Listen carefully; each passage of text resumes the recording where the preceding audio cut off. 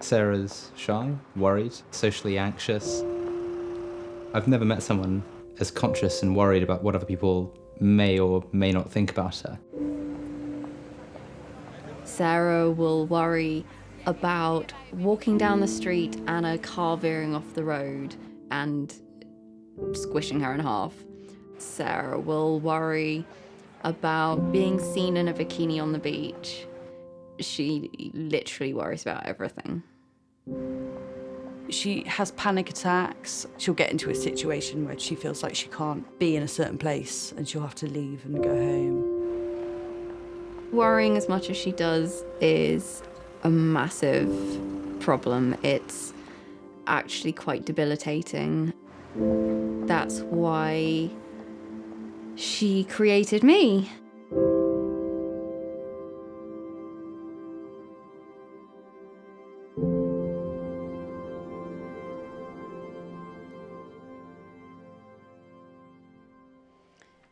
This is a really hideous dress I found in a charity shop for £10 and put about 700 rhinestones on. Drag is gender play. It is taking what society tells us is female and what is male and turning it on its head and reminding everyone that it doesn't matter what's between your legs. It doesn't matter what society tells us we need to be. All that matters is what's in our hearts, what's in our heads, and we can represent ourselves in any way we choose to represent ourselves. My favourite costume is probably my cage dress.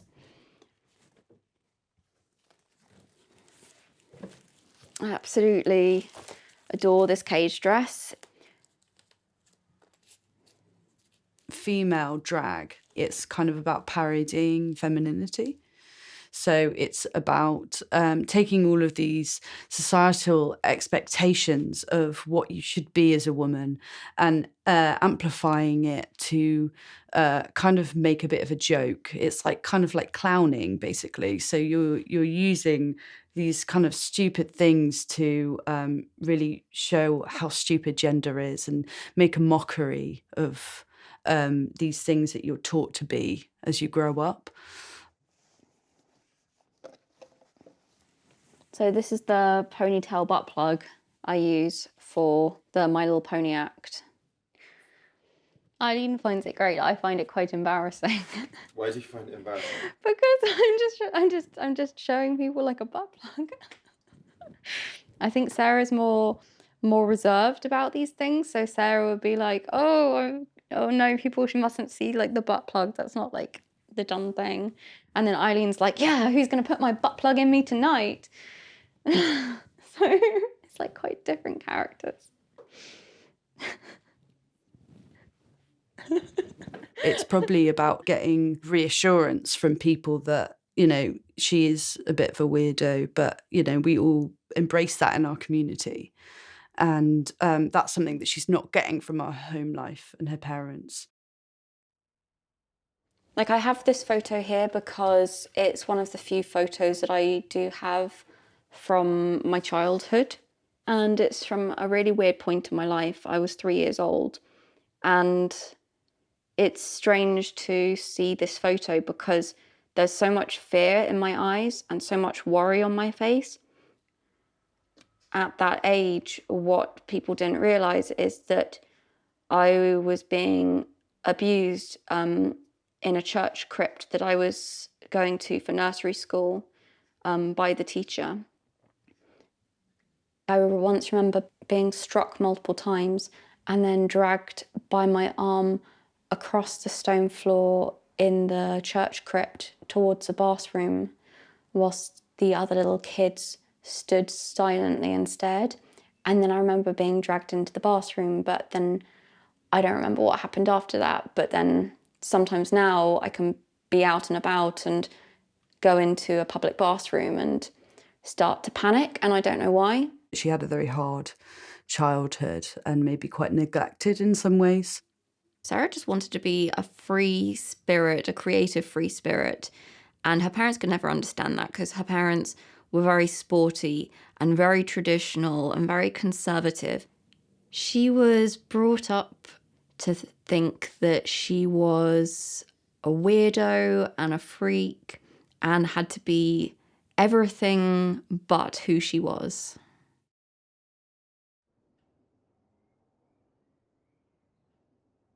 What would you say to someone who said it was superficial?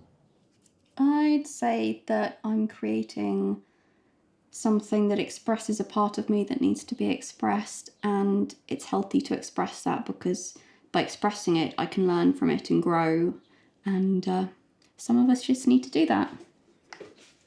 When Sarah started doing drag, the first sort of real drag project that she did was an impersonations piece of some of the drag queens from RuPaul's Drag Race. And, you know, as part of being an embodiment of that character, as acting that through, it wouldn't just be a question of painting your face and creating the illusion, but it's also a question of inhabiting that character, of making the thought process to a certain extent her own. And, you know, she would say, once she painted the face on, that she could kind of feel a little bit what they felt or what she thinks they feel. And what would be interesting was actually in the days after doing an impersonation, a little bit of that character would kind of seep out. If one of them was especially cutting, then she would find it more easy to make sarcastic jokes following that. If one was naturally more dramatic, then you know, that might flow over a little bit into her thought process in the day after. I think once she came to do the Eileen character more fully and kind of realise who that character was, then at that point it started to have some effects onto her personal life, making her feel more confident, more able to confront others about things that she believed in.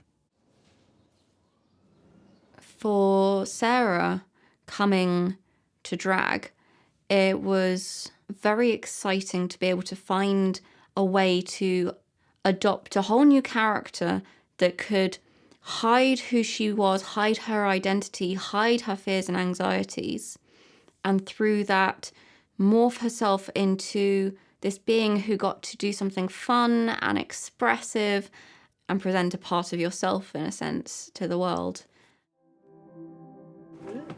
I love how my granny trolley matches my outfit as well. It's cool. Oh, how's it Kunst? How's it?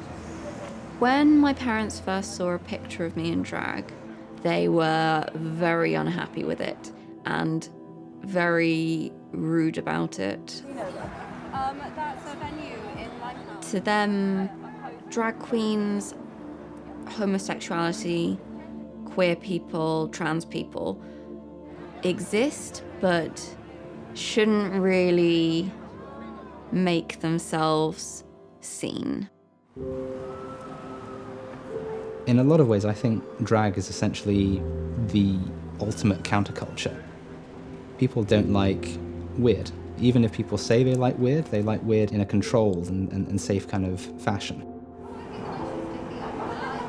I guess it's just a different way of life, isn't it? They just don't understand it. If I were to give any advice to parents, I'd say embrace your child for who they are. Allow them to express their individuality, because being different isn't something dangerous, it's not something scary, it's something that's exciting. Pioneers of new ways of thinking, of new ways of living, are created by being different. Being different makes change, it makes positive changes in the world. Isn't it incredibly sad that we as a culture, a people, a species, feel that we have to maintain standards of propriety, we have to put expectations on ourselves, we have to bound ourselves in order to take away what is most intrinsically us.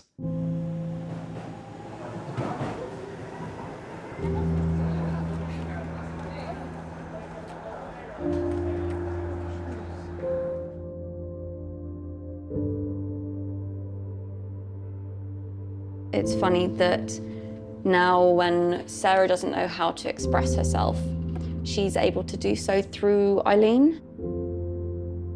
I didn't have that release when I was younger, and now there is a way to release certain things and release certain feelings and express myself through Eileen.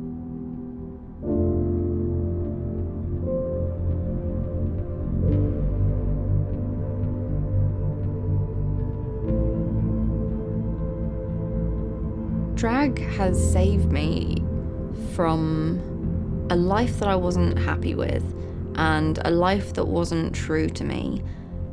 Drag has given me a platform on which to express myself being Sarah and Eileen. When I'm Eileen, I never panic.